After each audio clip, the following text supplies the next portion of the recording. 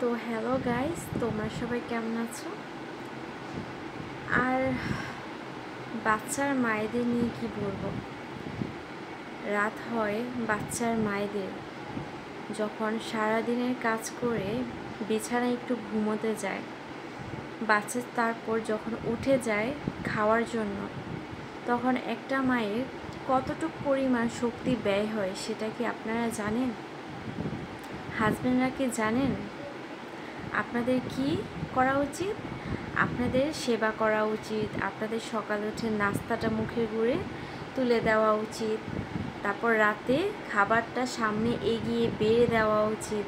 হাত দিয়ে আবার বেড়ে খাবে না, সামনে নিয়ে আসার পর চামচ দিয়ে ভাত বেড়ে দিতে হবে, চামচ দিয়ে তরকারি বেড়ে দিতে হবে।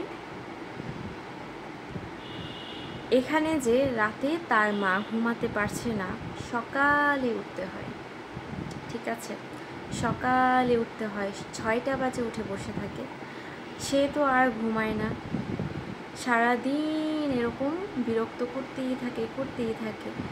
চোখ, এত বড় চোখ, আমার এতটুকু হয়ে গেছে, চোখের নিচে ডার্ক সার্কেল পড়ে গেছে।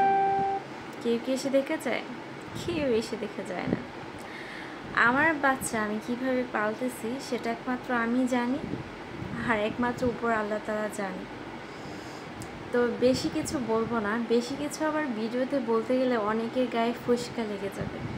তো এত কিছু আমি জানাতে চাই না, বলতে চাই না।